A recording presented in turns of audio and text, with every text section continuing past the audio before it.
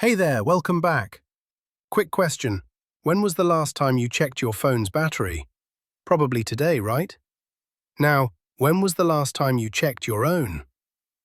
Exactly. We spend a full third of life asleep, but most of us know more about power-saving mode on a smartphone than on our own bodies. Picture this.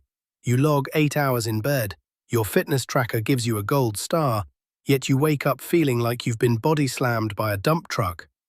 What's going on? Is it stress, bad habits, or is your brain and airway running some secret nighttime sabotage? Maybe you've already run the standard playbook, cut the afternoon latte, bought the fancy cooling pillow, swore off screens after 10 p.m., and the nights still glitch like a software update that keeps crashing. That's the moment most people shrug and say, "I'm just a bad sleeper." Here's the thing, bad sleep is rarely a character flaw. It's usually a technical problem in a ridiculously complex system. I like to picture your sleep as a three-legged stool.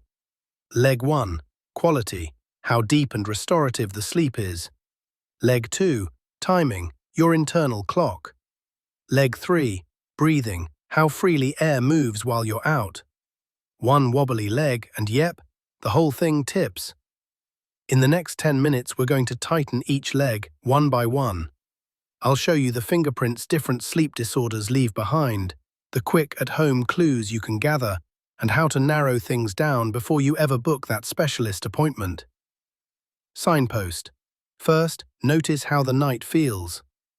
If your brain revs up like a laptop with 47 tabs the instant you lie down, or pops awake at 3 a.m. ready for a conference call, you're looking at classic insomnia. The core bug isn't that you're not tired. It's that your nervous system is stuck in alert mode. Your body's in bed, but your mind's still in the meeting. Signpost. Second, notice how the morning feels. You sleep, yet you roll out of bed foggy, headachy, mouth like sandpaper. Your partner reports snoring that rattles windows, or worse, long quiet pauses followed by a Darth Vader gasp. That's a red flag for breathing glitches like sleep apnea. Think of it as your brain getting spammed with micro-alarms all night. You don't remember the pings, but you sure feel the hangover. Signpost. Third, check your daily rhythm. Do you hit peak creativity at midnight but feel like a zombie at 7 a.m.?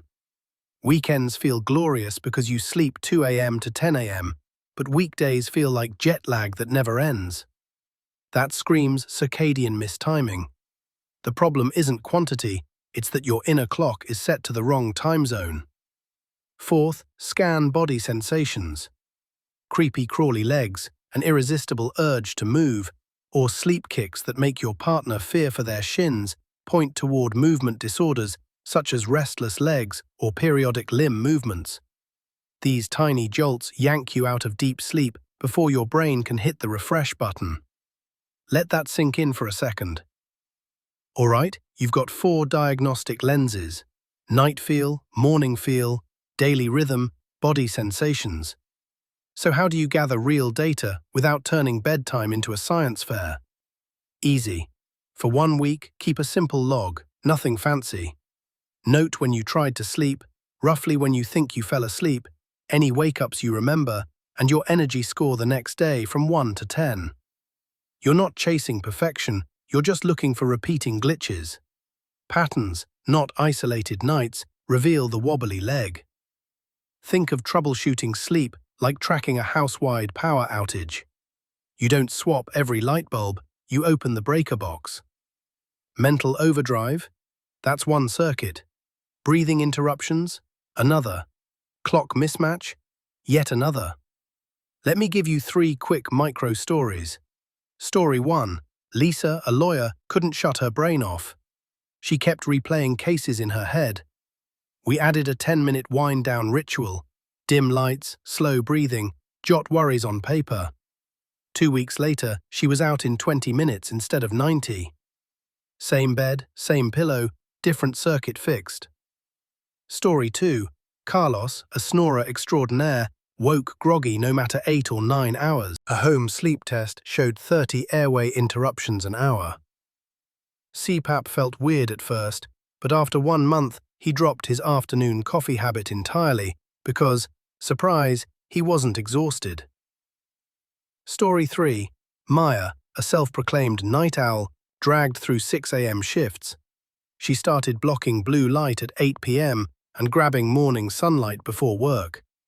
Her clock slid earlier by about an hour in 3 weeks, and the 6 a.m. alarm stopped feeling like a crime against humanity.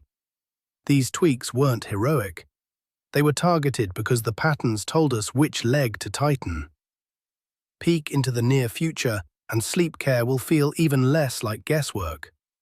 Wearables already flag late-day caffeine spikes, room temperature swings, even snoring volume. Imagine your phone nudging you.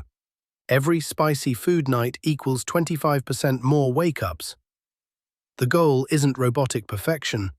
It's simply giving your body the right settings so the upgrades install overnight. Okay, time for your weekly action plan. 3 bite-sized steps. 1. Write down the 4 lenses we covered: night feel, morning feel, daily rhythm, body sensations. Stick the list on your nightstand. 2. Pick the one lens that shouts the loudest in your life right now.